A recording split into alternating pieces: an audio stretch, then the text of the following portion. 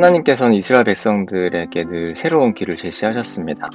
옛날에는 애굽에 있을 때는 바다를 가르시며 길을 내주셨고, 바벨론에 있을 때는 광야의 길을 내시면서 새로운 길을 제시하셨습니다. 하나님의 말씀을 통하여서 우리에게 늘 새로운 길을 제시하시는 분이심을 알려주십니다. 우리가 지금 경험하고 있는 코로나 사태 속에서도 새로운 길을 제시하시는 하나님을 우리는 생각해 봐야 합니다. 하나님 오늘도 우리에게 새로운 길을 준비하시기에 우리는 이전 일상이 아니라 새로운 일상을 준비해야 합니다. 코로나로 심각한 사태가 우리에게 이루어지고 있지만 더 심각한 문제가 있습니다. 그것 바로 기후위기입니다. 기후위기가 코로나 사태 속에서 우리가 일시적으로 좀 다시 변화됨을 볼 수 있었습니다. 코로나 사태로 인하여서 인간의 활동이 멈추자 역설적으로 생태계가 살아났습니다. 코로나로 인한 강제적 안식이 지구의 안식으로 그리고 살아남을 우리는 경험하게 된 것이죠. 우리는 지금 사회적 거리두기를 하고 있습니다.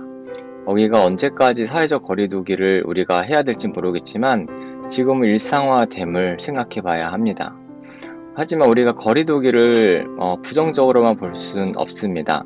거리두기를 통하여서 감염병 확산의 방지가 되고 나의 안전과 상대방 안전을 보호하는 배려가 될 수 있습니다. 또한 우리가 이 사회적 거리를 통하여서 개인과 개인 사이의 안전거리를 유지하는 것이 얼마나 중요한지, 또한 안전거리를 유지할 수 있는 상대적으로 넓은 공간을 확보해 주는 것이 얼마나 중요한지 그 제도적 방안의 필요성도 느끼게 되었습니다. 안전거리는 모두를 지켜줍니다. 자동차 사이의 안전거리도 우리를 지켜줍니다. 지금 우리가 서로 간의 안전거리를 두며 살 문화를 새롭게 만들 필요가 있습니다. 심리적인 거리도 안정을 두면서 사회적으로 대척당하는 모든 자들이 심리적인 안정을 누릴 수 있도록 거리를 둘 수 있는 제도적 방안도 생각해 봐야 합니다. 사랑과 자비의 하나님이 공평과 정의로 다스리는 세상을 위해 이 모든 것들 속에 교회가 직접적으로 나서야 합니다.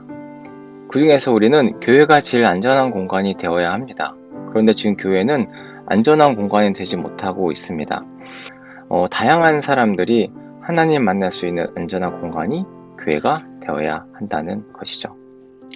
또 한 가지 생각해 볼 것은 사람과 사람 사이가 얼마나 촘촘한지, 사람과 생물 사이가 얼마나 촘촘하게 연결되어 있는지를 보았습니다. 그때 우리는 사람과 생물을 끊어버리는 격리가 아니고 연약한 생물들과 공존할 수 있는 배려를 배워야 합니다. 더 이상 우리는 자연 파괴로 문명을 발전시킬 수 없습니다. 안전한 공간을 만드는 일을 해야 합니다. 안전한 공간을 위해 정보 지도자뿐만이 아니고 기독교인도 책임이 있고 이 일을 힘써야 합니다.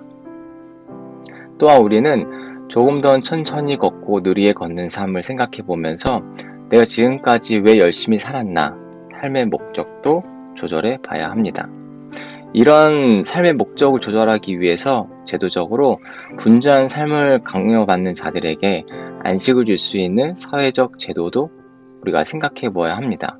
이 일을 교회가 고민해야 한다는 것이죠.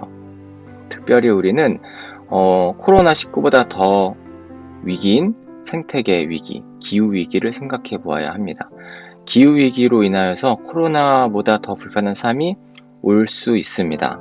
그렇기 때문에 우리는 지금 이 기후위기를 극복할 수 있는 우리가 해야 되는 일들을 그것이 무엇이 있을까를 생각해 보아야 한다는 것이죠.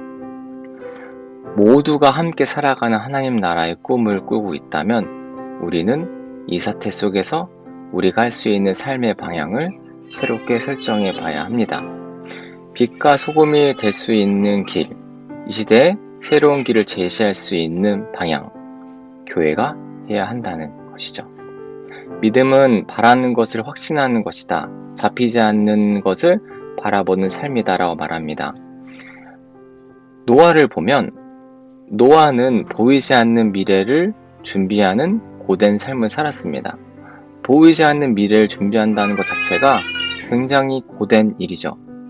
결과론적으로 보였을 때는 노아의 행동은 합리적이었지만 노아 시대에 살아가는 과정 속에는 사람들에게 노아의 일은 굉장히 납득이 되지 않는 일이었습니다. 하지만 노아는 대홍수의 권고를 진지하게 생각하고 불편하지만 어려운 삶을 택하기 시작했습니다. 우리 또한 이러한 노아의 선택과 같은 삶을 살아가기 위해 오늘 우리에게 필요한 무기는 창의력과 상상력입니다.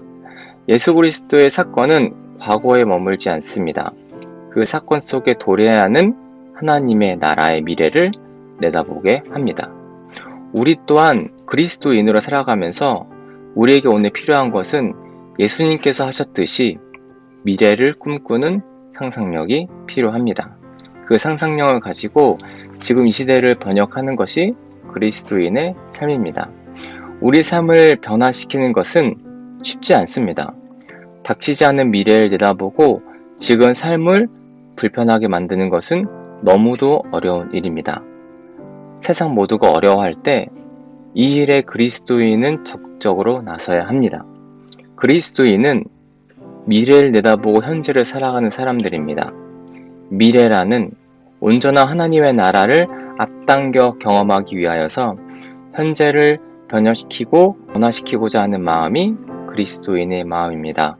그러면서 이 땅의 삶의 어려움을 보고 애통하고 탄식하고 중보하는 자가 그리스도인입니다. 하나님 지금도 살아 계십니다. 하나님 나라를 꿈꾸는 우리 모두에게 이 시대를 분별하는 안목과 미래를 내다보는 선견 지명과 새로운 일상을 꿈꿀 수 있는 상상력, 그 꿈을 이뤄나갈 수 있는 창의력과 사고력과 추진력이 하나님으로부터 우리에게 부어주시기를 주의 이름으로 간절히 축복합니다. 감사합니다.